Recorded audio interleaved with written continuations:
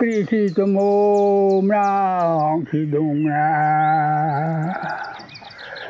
রিরি ফ্রকি লাকাই না পাগে ছোমে বাংলাদেশ বহু জাতির, বহু ধর্মের, বহু ভাষার ও সংস্কৃতির বৈচিত্র্যময় জনপদ। ঐতিহাসিক কাল ধরে এই ভূখণ্ডে বসবাসকারী বিভিন্ন জাতিগোষ্ঠী ইতিহাসের গতিধারায় বিরোধ ও সম্মিলনের মধ্য দিয়ে বিকশিত হয়ে এসেছে।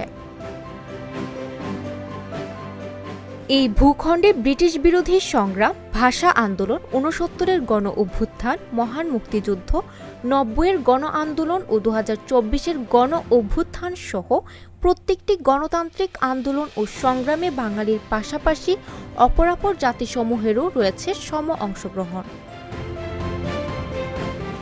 ১৯৭১ সালের মুক্তিযুদ্ধের অন্যতম মূলমন্ত্র ছিল অসাম্প্রদায়িকতা।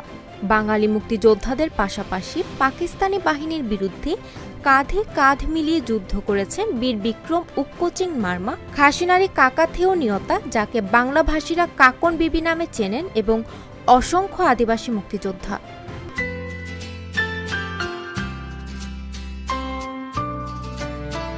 সারা জীবনের অঙ্গীকার জেপিএল টোর।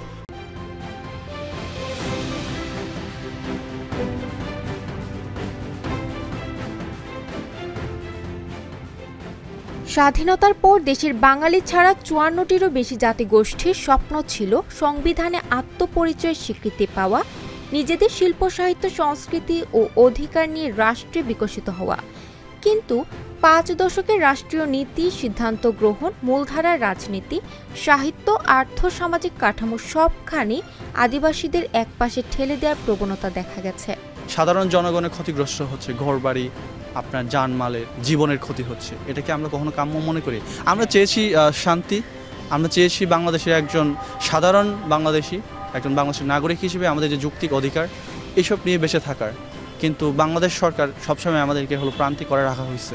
সাধারণ বাংলাদেশি হিসেবে আমাদের জাস্ট রাষ্ট্র হিসেবে, রাষ্ট্রের একজন নাগরিক এটাও তো দিচ্ছে না, আমাদের দেশ হিসেবে আমাদেরকে ভেবে দেখার বা দেশ হিসেবে এটা আমাদের বাঁচার এই অধিকারটুকু যদি বাংলাদেশ সরকার দিত, মনে হয় না এই সমস্যাগুলো হতো আর কি। ১৯৯৭ সালের ২৬ বার আলোচনার পর একটি শান্তি চুক্তি স্বাক্ষরিত হয়, যা পাহাড়ের মানুষের জীবনে পরিবর্তন ও আর্থ-সামাজিক ও রাজনৈতিক অধিকার প্রতিষ্ঠার আশ্বাস দেয়। আশা করা হয়েছিল পাহাড়ে কাঙ্ক্ষিত শান্তি ফিরবে।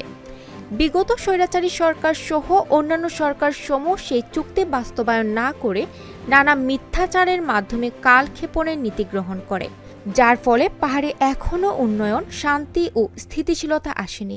জনমিটিক ডেমোগ্রাফিক যে ইঞ্জিনিয়ারিং, এই ইঞ্জিনিয়ারিং মাধ্যমে কিন্তু আমরা যখন দেখি সেই শাসক গোষ্ঠী যে সেটেলমেন্ট দিয়েছে তারই বহিঃপ্রকাশ আমরা দেখি। এখন সেই এক সময় যেখানে 97% অমুসলিম ছিল, আদিবাসীরাই ছিল, সেখানে এখন অলমোস্ট বাঙালি যে জনগোষ্ঠী সেখানে আদিবাসীদের সংখ্যাকে ছাড়িয়ে গেছে।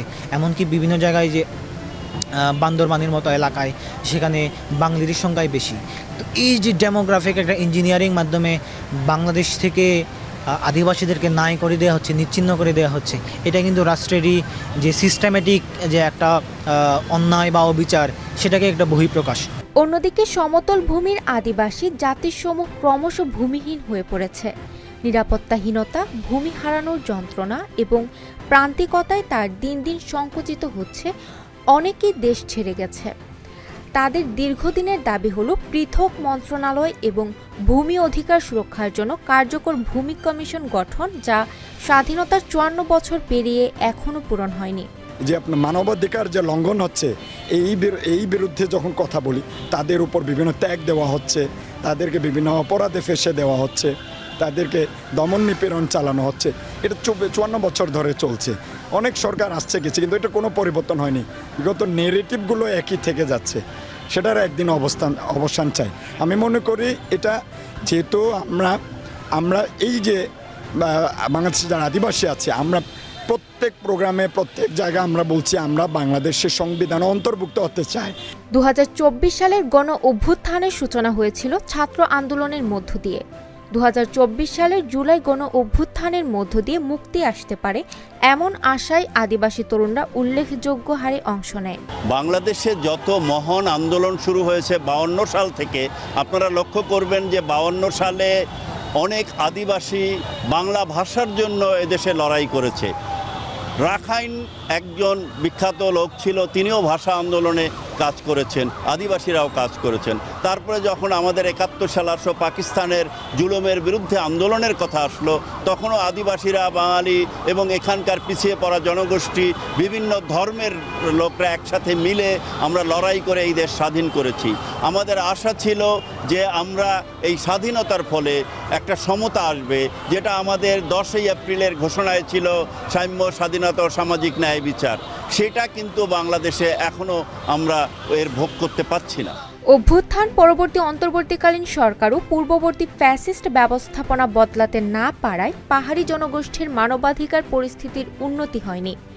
আর এই সুযোগটি কাজে লাগিয়ে বারবার পাহাড়ি বাঙালি সংঘর্ষ বাঁধিয়ে অস্থিতিশীল করার চেষ্টা করা হয়েছে পাহাড়িদের। আমাদের দেশ পরিচালনায়, রাষ্ট্রীয় প্রশাসন, রাজনীতিতে, অর্থনীতিতে, সমাজ সংস্কৃতিতে সব জায়গাতে এই সম অধিকার আমাদেরকে প্রতিষ্ঠা করতে হবে। মুক্তিযুদ্ধের কিন্তু সাম্য, মানবিক মর্যাদা এবং সামাজিক ন্যায় বিচারের স্বাধীনতার ঘোষণাপত্র দেওয়া হয়েছিল। সাম্যটা কোথায়, ন্যায় বিচার কোথায়, যদি আমরা আমাদেরই একটা অংশ তাদেরকে আমরা আমাদের সমান অধিকার হিসেবে চিন্তা করতে না পারি। ঐতিহাসিকভাবে যে নিপীড়ন ও বঞ্চনা আদিবাসীরা সহ্য করে এসেছে, তার অবসান বড় পরিসরের রাষ্ট্রীয় উদ্যোগ প্রয়োজন। প্রথমত দরকার বৃহত্তর জাতিগোষ্ঠীর মানুষের মানসিকতা ও সংবেদনশীলতার আমূল পরিবর্তন। বড় জাতির মানুষ হিসেবে উন্নত মনোভাব ধারণ করে মূলধারার জনগণকে আদিবাসীদের এগিয়ে যাওয়ার সহায়ক শক্তি হতে হবে। সাম্প্রদায়িকতা, ধর্মান্ধতা ও নিরাপত্তা দৃষ্টিভঙ্গি বাদ দিয়ে তাদের রাষ্ট্রীয় নীতি নির্ধারণ প্রক্রিয়ায় অংশীদার করতে হবে। তবেই দীর্ঘকাল ধরে পীড়নের মধ্যে থাকা আদিবাসীর জীবন হবে নিরাপদ, উন্নত।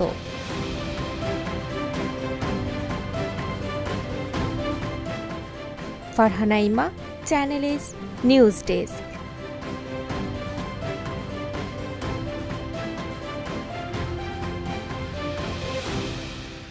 Ala jaho mura koma nyoba rowe.